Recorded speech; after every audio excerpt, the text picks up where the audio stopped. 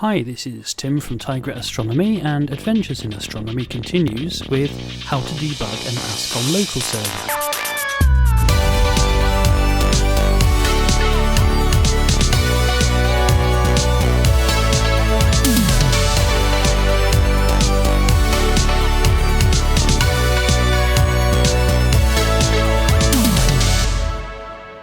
Okay, so this question came up today on ASCOM developers, and it's come up a few times before, and the question is how to debug an ASCOM LocalServer, and I think people are really overthinking this a bit, so I'm just going to show how it's done, just for clarification.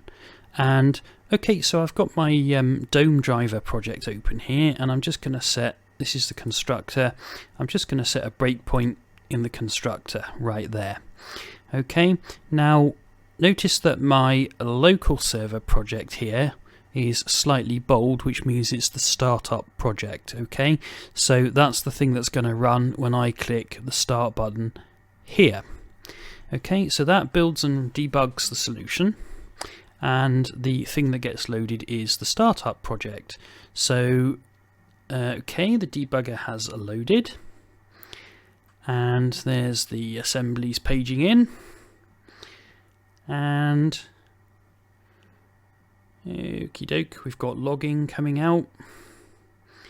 Okay, and here's the local server running. Okay, it's on the other screen, I've just moved it across. So this is the local server, it's got a little bit of a GUI, and that is now running.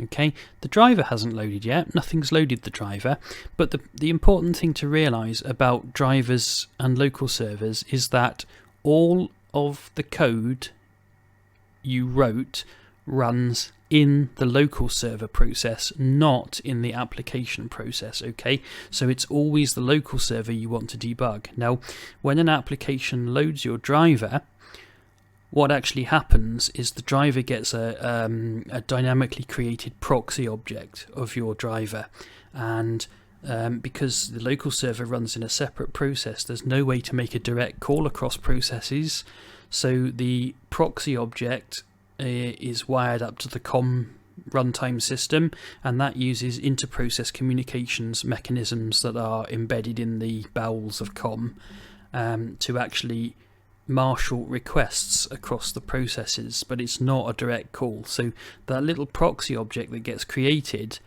is just a little communications stub that knows how to do inter-process communications. All of the code actually runs in your local server process.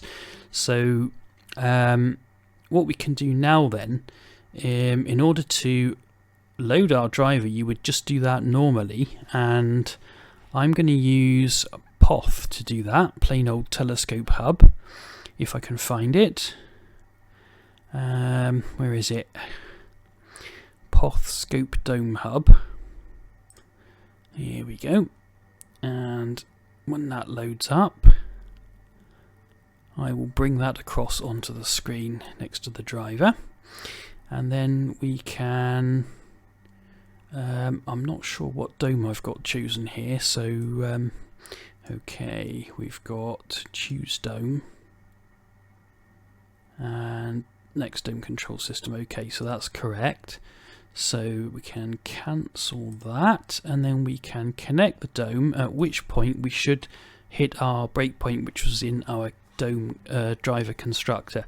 So there it is, we're at our breakpoint. So that's it. You don't need a test harness, you don't need to put dialog boxes in your constructor. You just set the breakpoint and set your local server project to be your startup project in Visual Studio, and then hit the debug button and you're good. And then you load up your client app, load the driver, and you'll be debugging your driver and the local server. So that's it, it's that simple. And if you found this video useful, maybe buy me a cup of coffee at the link on the screen. I've been Tim from Tigret Astronomy. Thanks for watching, and goodbye.